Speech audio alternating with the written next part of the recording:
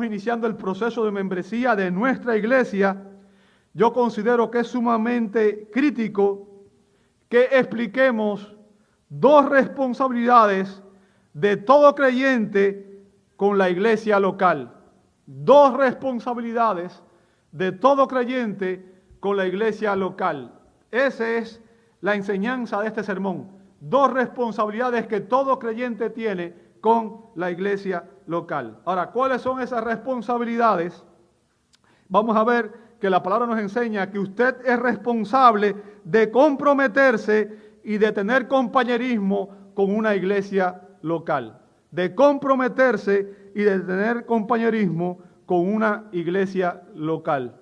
Ahora, déjeme decirle, el término griego eclesía significa los que son llamados. Los que son llamados. Y en el Nuevo Testamento, este término se utiliza en referencia a la congregación de aquellos que han sido llamados eficazmente por Dios a una nueva vida en Cristo. ¿Ok? Aquellos que han sido llamados por Dios a una nueva vida en Cristo y que han sido libertados de la esclavitud del pecado por medio de la obra de Cristo en la cruz del Calvario. Estar en Cristo, y si usted lee el Nuevo Testamento se va a dar cuenta que esa es la expresión favorita de Pablo. Estar en Cristo significa estar en la iglesia. ¿Ok? Estar en Cristo es estar en su iglesia. Los creyentes, todo creyente genuino, es miembro del cuerpo de Cristo. Ahora, ¿cómo yo lo sé? Bueno, vamos a ver que todo creyente es miembro del cuerpo de Cristo, que es la iglesia. Voy a citar algunos textos nada más en referencia para que usted lo vea. Romanos 12:5, que ya lo leímos en la lectura bíblica, dice: así nosotros, que somos muchos, somos ¿qué cosa? Un cuerpo en Cristo. Y nota lo que dice a continuación: e individualmente miembros los unos de los otros. 1 Corintios 12:27.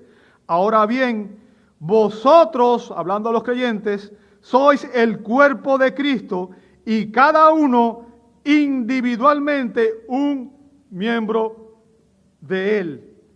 Efesios 4:25. Por tanto, dejando a un lado la falsedad, hablad verdad cada cual con su prójimo, porque somos miembros los unos de los otros. Efesios 5:30, porque somos miembros de su cuerpo. Ahora, quiero que me preste mucha atención, amado, para que usted entienda esto, porque esto es crítico, como dije. Cuando una persona confiesa con su boca que Jesús es el Señor y cree en su corazón que Dios le levantó de los muertos, es salvo. Dice Pablo en Romanos capítulo 10, ¿verdad? Por tanto, toda persona que confiesa con su boca que Jesús es el Señor y cree en su corazón que Dios le levantó de los muertos, en ese momento recibe la salvación.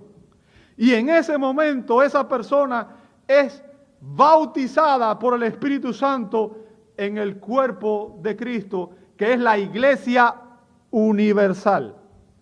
¿Me siguió hasta ahí? Inmediatamente, todo creyente, todo aquel que ha recibido a Cristo es bautizado por el Espíritu. Y cuando hablo de bautismo, usted sabe que se refiere a sumergir a una persona, ¿verdad? Y significa que Él los introduce en el cuerpo de Cristo, que es la iglesia universal. Sin embargo, la Biblia enseña claramente, enfáticamente, que toda persona que se une a Cristo por la fe debe unirse a la membresía de una iglesia local. Si usted ve en el pasaje que leímos cuando empezamos la lectura ahora, ¿verdad? Hechos capítulo 2, verso 40, después del sermón que dio el apóstol Pedro, dice el verso 40, que los que habían recibido su palabra fueron bautizados y se añadieron aquel día como 3,000 personas. ¿Qué significa ese añadieron? Significa que se unieron a la congregación. La iglesia sabía quiénes eran. ¿Ok? Y si usted sigue leyendo, se va a dar cuenta que aparecen palabras como permanecían juntos, estaban unánimes, compartían, ¿cierto? Y eso habla de que no solamente el creyente debe ser miembro de la iglesia universal, sino que debe ser miembro de una iglesia local donde se manifiesta el cuerpo de Cristo. Porque el cuerpo de Cristo, que es la iglesia, obviamente tiene su presencia en esta tierra, en la iglesia local. Es la manera en que el reino de Dios se extiende hoy. Y ahorita voy a explicar un poco más acerca de eso. ¿Ok? Por tanto, y es lo que quiero que usted entienda, ser miembro de una iglesia local, escuche bien lo que voy a decir, ser miembro de una iglesia local es una cuestión de obediencia a la palabra de Dios para el cristiano. Ser miembro de una iglesia local es una cuestión de obediencia a la palabra de Dios. Y es tiempo, obviamente, de que reflexionemos en cómo debe ser nuestra relación personal con la iglesia. Ahora, al observar la congregación, veo que muchos de ustedes se han comprometido con esta iglesia, ¿verdad? Sirven, ofrendan, participan fielmente en las actividades, ¿verdad? Y han expresado su interés en convertirse en miembros de la Iglesia Bíblica Gracia Soberana. Ahora, hay algunos que asisten solo los domingos, de manera regular, o incluso algunos de manera irregular, de forma esporádica, aparecen de vez en cuando, ¿ok? Y no ven su relación con esta congregación como una prioridad. No se han comprometido. No se han comprometido. Ahora, es muy probable que la razón por la cual no se han comprometido es porque aún no entienden lo que la Escritura enseña referente a este tema de la membresía de la iglesia. Y aún no comprenden la importancia crítica que tiene para su vida espiritual. La importancia crítica que este tema tiene para su vida espiritual. Y por tanto, pensando en su bienestar espiritual, quiero asegurarme de cumplir de manera fiel mi rol como pastor y ayudarle a entender la repercusión que tiene que usted se comprometa con la iglesia. ¿Sabe? Vivimos en una época, en una generación y en una cultura de personas que desean disfrutar los beneficios de todas las cosas, pero sin compromiso. Las personas quieren tener relaciones sin casarse, quieren vivir vidas y hacer lo que quieren, disfrutar todas las cosas sin compromiso. Por lo tanto, no me sorprende que existan tantas personas que afirman ser creyentes,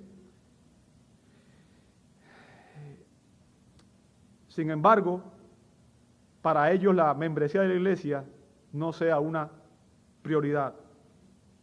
Es muy común hoy ver personas que van de iglesia en iglesia, saltando de un lugar a otro, ¿verdad? Buscando un lugar donde sentirse bien, buscando una iglesia que tenga lo que ellos quieren, la música que ellos quieren, los parqueos que ellos quieren, las sillas que ellos quieren, los programas que ellos quieren, y van de un lugar a otro, cambiando de iglesia como que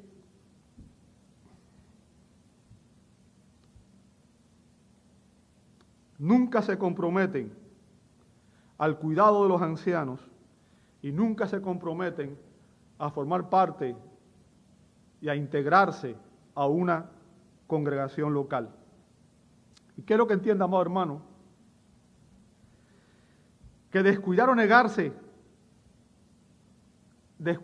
negarse a unirse a una iglesia como un miembro formal refleja una falta de comprensión de la responsabilidad que usted tiene como creyente hacia el cuerpo de Cristo. Y quiero que entienda que esa actitud lo priva a usted, lo limita a usted también de muchas bendiciones y oportunidades que se derivan de ese compromiso. ¿Ok? Es esencial que todo creyente comprenda el valor que tiene la membresía de la iglesia. Déjeme decirle, para aquellos que conocemos y amamos al Señor Jesucristo, nada en el mundo, escuche bien lo que voy a decir, para los que conocemos y amamos al Señor, nada en el mundo debería ser más apreciado que la iglesia. ¿Me escuchó? Nada en el mundo debería ser más apreciado que la iglesia. La iglesia de Jesucristo es preciosa por muchas razones. Y te voy a decir solamente una. La principal. Principalmente es preciosa porque el Señor Jesús la ama y murió por ella.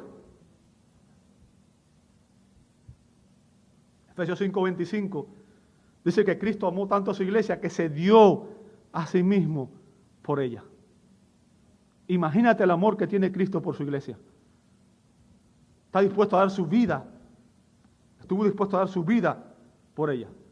La Biblia dice en Apocalipsis 21:9 que la iglesia es la esposa de Cristo. La esposa de Cristo. Ahora, yo quiero que usted piense un poquito. Imagínese que usted es creyente y está delante del Señor, ¿verdad? Y que el día que el Señor le llame a dar cuenta, imagínese que usted le diga a Cristo, ¿sabes qué? Yo te amo a ti, yo te amo mucho a ti, pero no quiero tener nada que ver con tu esposa.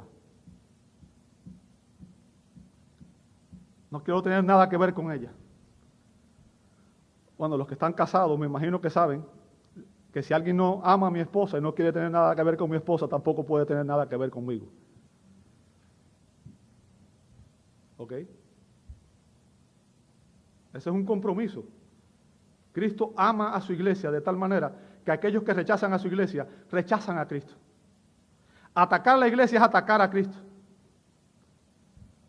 Debemos entender eso. ¿Ok? Es importante que nosotros entendamos eso. ¿Por qué?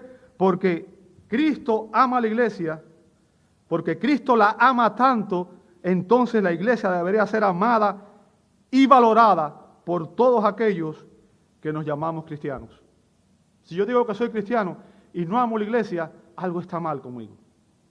Algo está mal conmigo. Yo quiero que usted comprenda, la iglesia no es este edificio.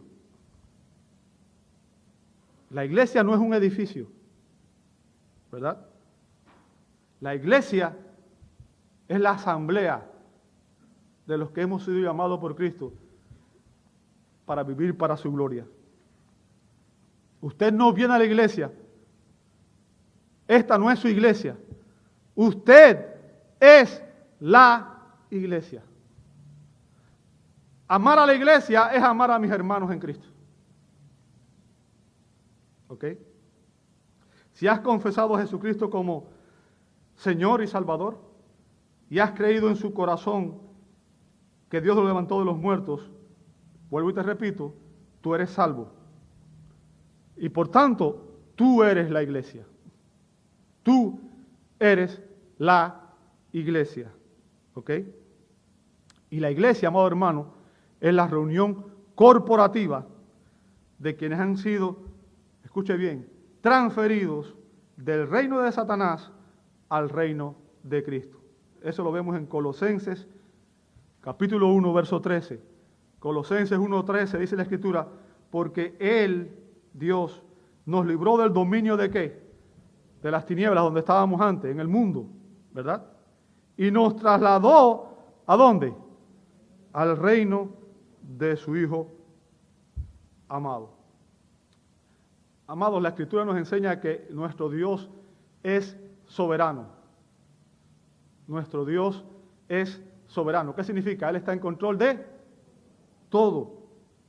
La Biblia nos enseña que Él es Rey de toda la tierra. En Salmo 47:7. Rey de toda la tierra. Él es el supremo de todo lo que existe. Ahora, cuando hablo de la soberanía de Dios y hablo del reinado de Dios, debemos entenderlo de dos formas, ¿verdad? En cuanto hablamos del reino de Dios, debemos entenderlo de dos formas. Uno es su reinado universal y otro es su reinado particular. ¿Bien? Cuando hablamos del reinado universal de Dios, nos referimos a que Dios gobierna todo lo que sucede en este universo. Dios está en control de todo lo que sucede en este universo. ¿Ok? Dios gobierna el universo y nada ni nadie puede frustrar su gobierno. Él es rey sobre todo. Jesús dijo en Mateo 10, versos 29 y 30, dice Jesús, ¿no se venden 2 pajarillos por un cuarto? Y sin embargo, ni uno de ellos caerá a tierra sin permitirlo vuestro Padre. Y hasta los cabellos de vuestra cabeza están ¿qué? Todos contados. En otras palabras, amado hermano, lo que está diciendo Jesús ahí es que Dios gobierna providencialmente hasta los detalles más insignificantes, hasta las cosas más mundanas, cosas que a nosotros en nuestra mente finita nos es imposible entender. Dios controla todo. Él es rey, Él reina, Él gobierna. Y ni el diablo, ni los ángeles, ni los incrédulos pueden oponerse a su gobierno. Aunque lo intenten, no pueden imponerse a su gobierno. ¿Sabe? Y estas son afirmaciones muy poderosas de la soberanía de Dios. Ese es el Dios al cual adoramos, es el Dios al cual servimos, es el Dios al cual amamos. Pero cuando la Escritura habla de su reino particular, recuerden cuando Jesús vino a la tierra, Él vino diciéndole a los judíos, arrepentíos porque el reino de los cielos se ha acercado. Ahora vemos hoy que quien gobierna esta tierra, quien reina en esta tierra, es Satanás, por permisión divina, ¿cierto? Por permisión divina. Ahora, el reino particular de Dios hoy en esta tierra es, escuche bien, sobre su pueblo redimido. ¿Y quién es el pueblo redimido del Señor hoy? ¿Quién es? Es la iglesia. Es la iglesia. ¿Sabe? Hoy muchos se oponen al reino de Dios, ¿verdad? Pero aunque su reino físico, el reino físico de Cristo en la tierra, aguarda su cumplimiento en el reino milenial, y eso lo vamos a ver la semana próxima, el Señor Jesús en su primera venida introdujo un reino espiritual interno en su primera venida. ¿Me sigue hasta ahí? Un reino interno y espiritual. Su reino en su forma actual sobre su pueblo redimido en la tierra es la iglesia. La iglesia. Nosotros, los creyentes, los cristianos, somos ciudadanos del cielo y no de este mundo, ¿verdad? Filipenses 3:20 dice, porque nuestra ciudadanía está ¿dónde? En los cielos, de donde también ansiosamente esperamos a un Salvador, al Señor Jesucristo.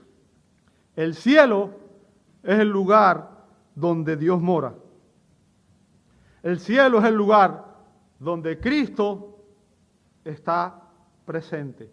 El cielo es nuestro verdadero hogar. Pertenecemos al reino bajo el gobierno de nuestro Rey Celestial y como creyentes nuestra responsabilidad es obedecer las leyes del cielo. Las leyes del cielo. Bien. Como su reino espiritual, la iglesia debe estar sujeta al liderazgo de Cristo. ¿Ok? Cristo es nuestro Señor. Cristo es nuestro Rey. Dice Apocalipsis 17:14 y Apocalipsis 19:16. Cristo es nuestro Rey y nosotros somos sus esclavos, sus siervos. ¿Ok? Tú, si has confesado a Jesús como Señor, le has reconocido como Rey soberano y por lo tanto te has declarado ser parte de su reino. El reino de Dios, amado hermano, en la tierra hoy es su iglesia. Somos nosotros, somos usted y yo. Nosotros, escuche bien lo que estoy diciendo, nosotros somos el medio por el cual Dios extiende su reino en esta tierra. ¿Escuchó eso? Nosotros, la iglesia, somos el medio por el cual Dios extiende su reino en esta tierra. El reino espiritual de Cristo no es un reino físico todavía. El reino espiritual de Cristo crece y avanza por medio de la predicación del Evangelio de Cristo. ¿A quiénes le encargó Cristo la tarea de hacer discípulos? A su iglesia. Mateo 28:19. Vayan y hagan discípulos. Nosotros, iglesia, todos nosotros, todo el que ha confesado a Cristo por la fe, somos responsables de predicar el Evangelio de Cristo, de predicar la palabra de Dios. La Biblia nos dice que la iglesia es columna y baluarte de la verdad. 1 Timoteo 3:15. Por tanto, si tú eres un verdadero creyente en Jesucristo, estás en su reino. Estás en su reino. Él es tu Rey, es tu Señor, es tu Salvador. Ya no eres un ciudadano de este mundo. Eres un peregrino. Eres un peregrino y un extranjero en este mundo, dice Primera de Pedro, capítulo 2, verso 11. Eres un ciudadano del reino de Dios al ser parte de su iglesia, de su cuerpo, de su pueblo. La iglesia no es un lugar donde tú asistes los domingos. La iglesia no es un lugar donde tú asistes los domingos. La iglesia, escucha bien lo que voy a decir, la iglesia es tu familia. Tu familia. La familia con la cual vas a pasar la eternidad. ¿Ok? La iglesia es donde debes establecer tus relaciones más cercanas.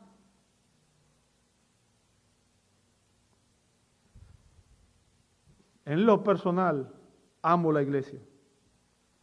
Ustedes son mi familia. Entre ustedes tengo mis relaciones más estrechas. Tengo mis mejores amigos.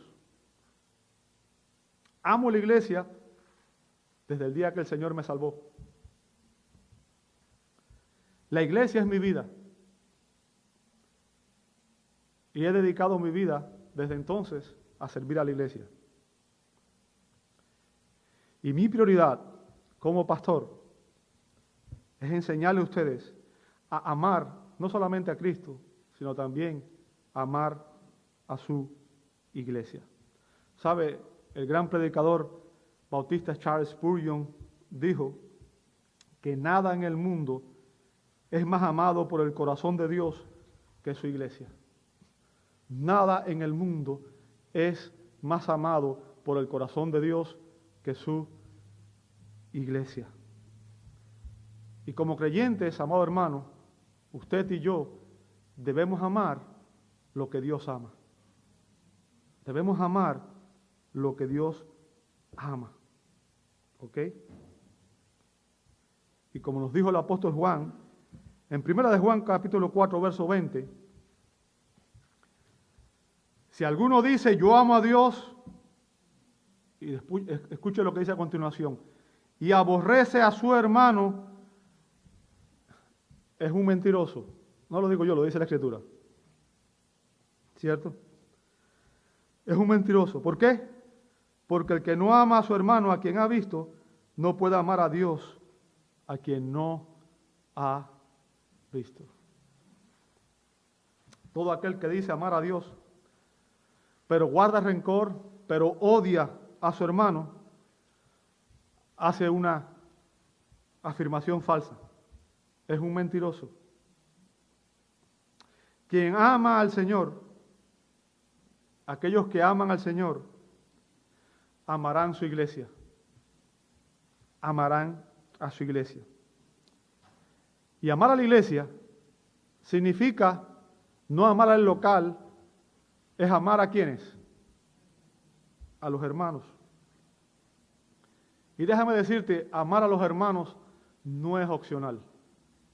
Déjeme decirle, yo sé que es difícil muchas veces amarnos, porque yo sé que es difícil muchas veces tolerarnos unos a otros, porque todos tenemos diferencias, tenemos diferentes gustos, tenemos diferentes prioridades, es difícil.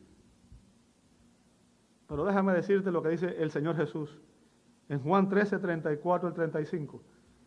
Recuerde, está hablando el Señor de la iglesia, el Rey de la iglesia. Jesús nos da aquí un mandato.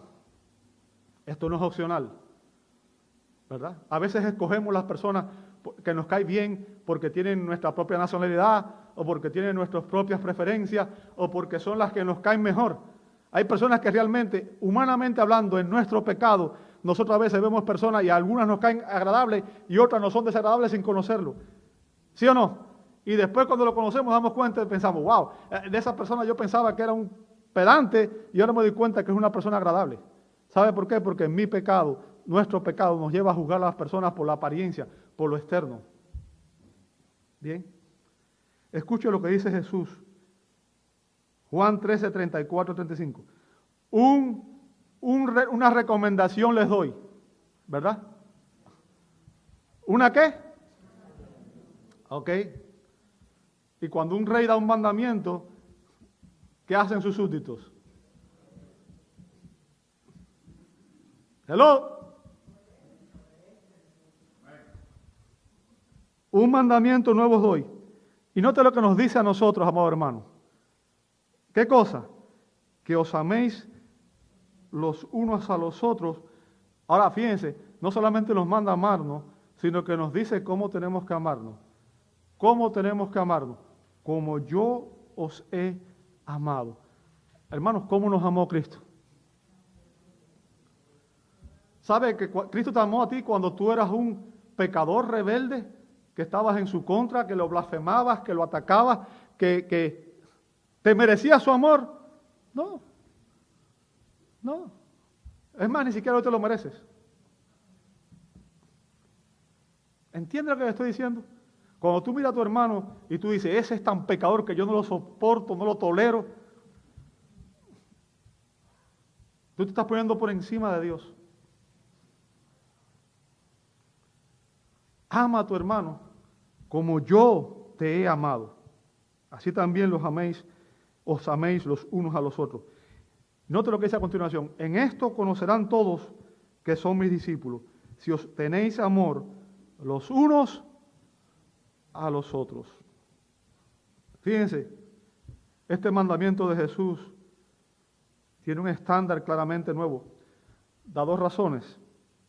Debía ser un amor sacrificial, un amor según el amor de Jesús, pero también es un amor que tiene una raíz, un origen, porque no es un amor que humanamente nosotros podemos demostrar. Humanamente nosotros amamos a quienes nos aman, ¿sí o no?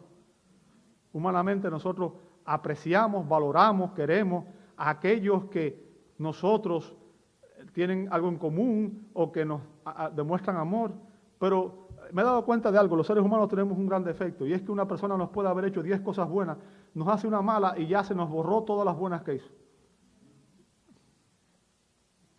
Y se convierte hasta en nuestro enemigo.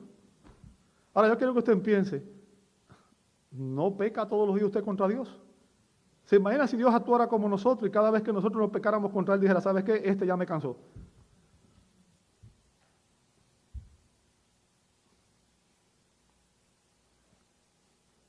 El amor del que se habla aquí es el amor ágape, que es un amor que es el resultado de la obra del Espíritu Santo en nosotros. Romanos 5:5 dice que el amor de Dios ha sido derramado en nuestros corazones. Yo tengo que amar a las personas, por muy difíciles que sean de amar, porque tengo que hacerlo por amor a Cristo. Por amor a Cristo. ¿Ok? Los creyentes somos llamados al amor y al apoyo mutuo. Y es ese amor y ese apoyo mutuo entre nosotros lo que nos permite sobrevivir a un mundo hostil. A un mundo hostil. Así como Jesucristo es la encarnación del amor de Dios, ahora cada uno de sus discípulos, usted y yo, somos la encarnación del amor de Cristo. Debemos aprender a amar a otro como Cristo. No es opcional, es un mandato que tenemos de nuestro Rey. Es un mandato que tenemos de nuestro Rey. Este es un amor, este amor es una señal para el mundo y para cada creyente, ¿verdad? Como dice 1 Juan 3:14. Y mi objetivo, amado hermano, es que ustedes entiendan que debemos ser capaces de amar plenamente al Señor y a su iglesia. Muchos de ustedes han llegado a amar esta iglesia, ¿verdad? Y yo, como digo, lo dije ahorita, lo veo en su fidelidad, en la manera en que ustedes sacrifican su tiempo, sus servicios, sus ofrendas. Lo veo en el gozo al servir. Lo veo en su servicio a los hermanos. Lo veo en la manera que velan los unos por los otros. Y mi intención hoy es que todos aquellos que aún no se han comprometido entiendan de lo que se están perdiendo y entiendan lo importante que es su relación personal y su compromiso con la iglesia. No es una opción, amado hermano. Esto es una cuestión de obediencia a Dios, de obediencia a su palabra. Ahora, ¿por qué es importante que usted se comprometa uniéndose a la membresía de una iglesia? Déjeme explicarle, y nada más le voy a dar una razón ahorita. Hay un montón más. Déjeme decirle, empecé a preparar el sermón y tenía tanta información que hubiera estado predicando aquí casi por 10 horas o más. Pero bueno, obviamente ustedes no quieren eso y no me van a soportar tanto tiempo, ¿verdad? Pero déjeme decirle lo primero, la razón que voy a dar. Lo primero que necesita, escuche bien, lo primero que necesita un pastor, un anciano, para hacer bien su trabajo, es saber de quién tengo que cuidar. ¿Me escuchó? Lo primero que yo necesito saber para hacer bien mi trabajo es de quiénes tengo que cuidar. ¿Ok? ¿De quién soy responsable? Los ancianos tenemos que saber por quiénes debemos velar, a quiénes debemos cuidar. Los líderes de la iglesia, los líderes de esta iglesia, no somos responsables de cuidar a todos los creyentes. No somos responsables de cuidar a todos los creyentes. Así como usted no es responsable de cuidar a todos los hijos de todos sus vecinos, ¿usted es responsable de cuidar a quiénes? A sus hijos. ¿Usted es responsable de cuidar a quién? A su familia. Así los líderes de una iglesia son responsables de cuidar a quiénes? A sus ovejas. A las ovejas del Señor que le han sido confiadas por el Señor a su pastoreo. ¿Verdad? Somos responsables de cuidar a los miembros de esta congregación. A los miembros de esta congregación. Cuando usted se convierte en un miembro de la iglesia, usted está diciendo, yo me someto al cuidado y la autoridad de los ancianos que Dios ha puesto bíblicamente en este lugar. Ancianos calificados que Dios ha puesto en este lugar. ¿Ok? Como dice Hebreos 13:17, fíjense, y esto es para los creyentes, a los creyentes se nos manda y entienda algo. Por ejemplo, en este caso yo soy el pastor de la iglesia, el pastor maestro de la iglesia, pero yo también tengo líderes sobre mí. ¿Ok? Entonces, este mandato es para todos los creyentes. Todos. Dice la Escritura, obedeced a vuestros pastores. Fíjense que no dice obedeced a vuestro pastor, singular, sino que dice obedeced a vuestros pastores. O sea, en una iglesia debe haber una pluralidad de pastores. ¿Entiende eso? Obedeced a vuestros pastores y sujetaos a ellos. Ahora, ¿por qué razón deben hacerlo? ¿Por qué razón? Porque ellos velan por vuestras almas, velan por su bienestar espiritual, físico, como quienes han de dar cuenta. Permítanle que lo hagan con alegría y no quejándose, porque eso no sería provechoso para vosotros. Amados, los pastores, los ancianos de la iglesia, se nos ha dado la tarea de parte de Cristo de que gobernemos la iglesia. Y lo hacemos a través de la enseñanza y la predicación fiel de la Escritura. Los pastores, los ancianos de la iglesia, servimos a la iglesia en nombre de Cristo. Esta iglesia no es mía. Yo no la compré. Es la iglesia de Cristo. No se llamen ustedes, ¿sabe? Esto ya les digo, yo se lo he dicho otras veces, pero se lo voy a volver a repetir. Martín Lutero dijo una vez, no se llamen ustedes luteranos. ¿Quién es Martín Lutero? ¿Un saco de hueso? ¿Quién murió por ustedes? Fue Cristo. Esta iglesia es de Cristo. No es mía. Yo no la compré. Yo no soy el dueño. Esta es la iglesia de Cristo. Es de Él, es del Señor.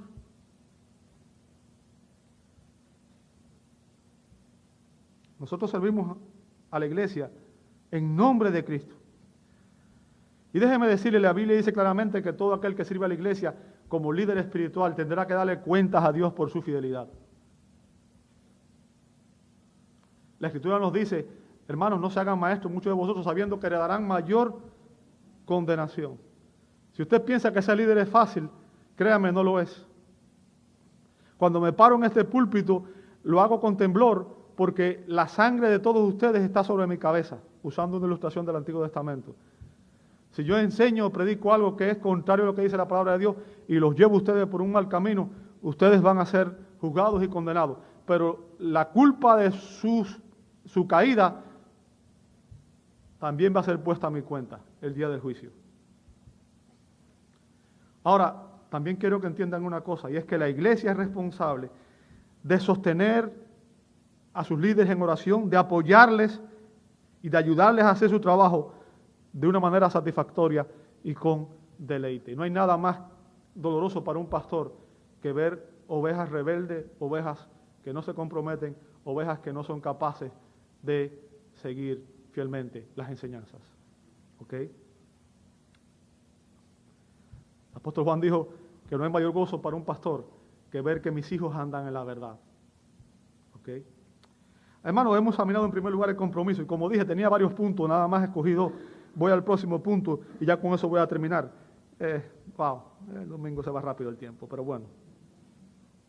Vamos a ver la segunda responsabilidad que usted tiene con la iglesia. Comunión. Comunión. Fíjense, cuando observamos la iglesia primitiva, vemos en Hechos 2:42, dice, y se dedicaban, ¿qué cosa? Continuamente a las enseñanzas de los apóstoles, sana doctrina,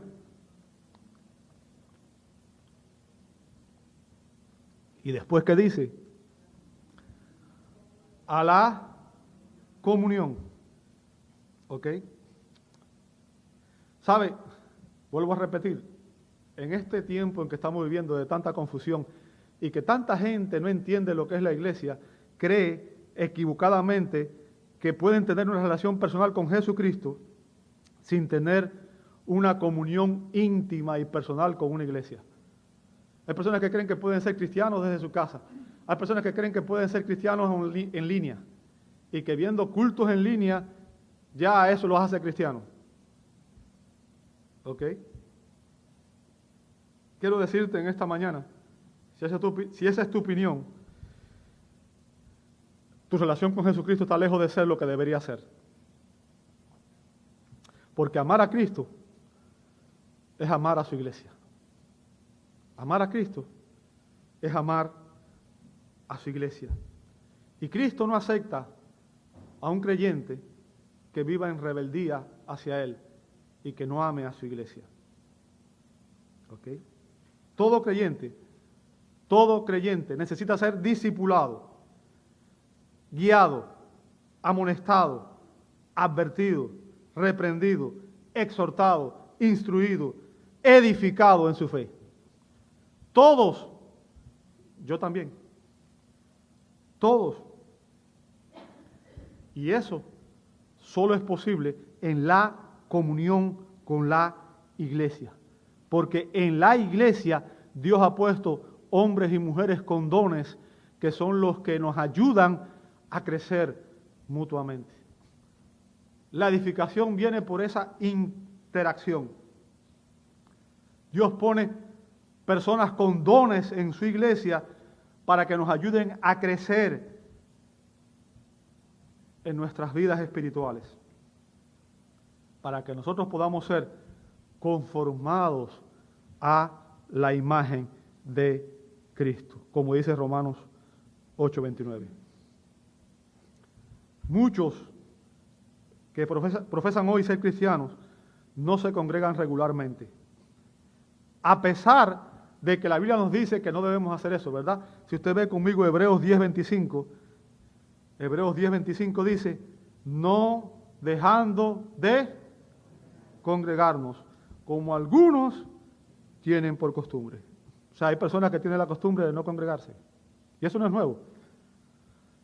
Es muy viejo, ¿verdad? Pero quiero que entienda que la adoración corporativa, amados hermanos, el servicio mutuo, el rendir cuentas los unos a los otros y la exhortación mutua son parte vital del crecimiento espiritual. Son parte vital del crecimiento espiritual. Te voy a decir algo que es crítico y quiero que si no aprendes otra cosa de este mensaje, esto sea lo que aprendas. Escucha bien lo que te voy a decir. Te voy a decir algo sobre el pecado. Algo sobre el pecado. Y el pecado debería ser, el pecado es nuestro peor enemigo. ¿Entiende eso? Porque el pecado es quien nos aleja de Dios, quien nos condena. La paga del pecado es muerte. Y déjame decirte algo sobre el pecado. Si eres creyente, es más fácil que caigas en pecado cuando estás solo.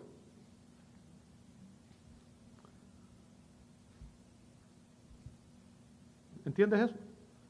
Es más fácil que caigas en pecado cuando estás solo. Ahora, puede que algunos de ustedes no se hayan involucrado, ya sea por ignorancia, o sabe, quizás por miedo a dejar que tu vida se manifieste y que las personas sepan realmente quién eres. Porque muchas veces pensamos que para venir a la iglesia tenemos que limpiarnos de nuestros pecados para poder agradar a Dios. Pero déjame decirte, si tú tienes esa concepción, estás equivocado. Porque todos los que estamos aquí porque entendemos que somos pecadores y que necesitamos ser cambiados. Pero eso es una obra que Dios hace en nosotros, no podemos hacerla nosotros mismos, en nuestra propia fuerza. No escondas tu pecado. Cuando usted está en su casa, usted no esconde la basura debajo de la alfombra, ¿verdad? ¿Por qué? Porque si usted empieza a esconder la basura, con el tiempo que va a pasar, la casa se va a contaminar y usted se va a enfermar. Si usted esconde su pecado, usted está cometiendo el peor error que puede cometer. Porque la Biblia nos manda a lidiar con nuestro pecado. A permitir que las personas nos conozcan para que cuando vean algo pecaminoso en nosotros sean capaces de decirnos, ¿sabes qué? Estás pecando y debes cambiar tu estilo de vida.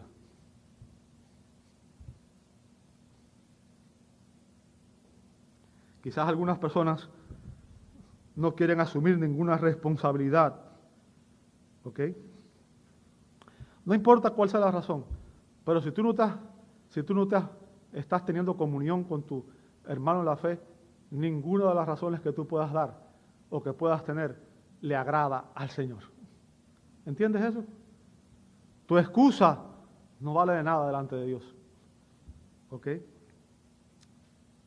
Y si estás en esa situación, déjame decirte que en el mejor de los casos, eres un creyente desobediente a la palabra de Dios. Y que por tanto, por eso no experimentas crecimiento espiritual. Ese es en el mejor de los casos. Pero en el peor de los casos, no eres más que un falso creyente. Una persona que piensa que porque una vez hizo una profesión de fe con sus labios, es salva, cuando en realidad no posee la fe genuina de Cristo. ¿Ok? Me encantó una definición que dio el doctor John MacArthur, y él pregunta, ¿qué dice la Escritura que es una iglesia? ¿Qué dice la Escritura que es una iglesia? Bueno, esto es lo que dice. Escucha bien, la iglesia es el cielo en la tierra. ¡Wow! El cielo en la tierra. Nos estamos entrenando aquí para lo que vamos a hacer en el cielo por toda la eternidad, con las personas que vamos a estar en el cielo por toda la eternidad. La iglesia es el cielo en la tierra. Es una experiencia celestial traída a la tierra. No será nada parecido al mundo. La iglesia será el lugar donde se oirá la verdad proclamada, porque la iglesia es columna y baluarte de la verdad. Es la reunión de los verdaderos adoradores, aquellos que adoran en espíritu y en verdad, como dijo Jesús en Juan 4, 23 y 24. Es una congregación de santos que glorifican a Dios y honran a Cristo, que tienen comunión en amor y servicio a su Rey y a los demás. Es gente que literalmente arde de pasión por la santidad y la semejanza con Cristo. Una iglesia es una comunidad donde lo superficial es reemplazado por lo sobrenatural y donde los deseos carnales son reemplazados por deseos espirituales. Eso es una iglesia. Quiero terminar con una pregunta. Ahora que entiendes tu responsabilidad hacia la iglesia, ¿qué harás? ¿Qué harás? Si decides hacer lo correcto es que te comprometas y que tengas comunión con la iglesia de Cristo. Te invito a orar. Señor, damos gracias. Damos gracias por tu palabra, porque ella es sumamente clara, Señor. No hay confusión en ella. Y, Señor, en ella tú expones nuestro pecado. En ella tú nos enseñas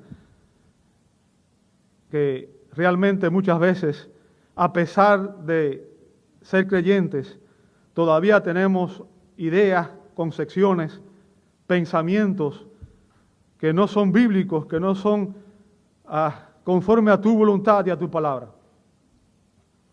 Rogamos que tú nos ayudes a todos a examinarnos a nosotros mismos, Señor. Y Padre, si no estamos siendo fieles, pedimos que tú nos ayudes para que realmente entendamos nuestra responsabilidad y nos comprometamos contigo, con tu iglesia. Señor, que entendamos que la comunión contigo y con la iglesia es imprescindible para que podamos crecer espiritualmente y podamos ser conformados a la imagen de Cristo. Ayúdanos, Señor, si hemos sido infieles y desobedientes. Perdónanos y permite que el día de hoy podamos tomar la resolución firme de ser obedientes y de comprometernos y de tener comunión con tu iglesia, la iglesia que compraste con tu sangre. Lo pedimos en el nombre de Jesús. Amén y amén.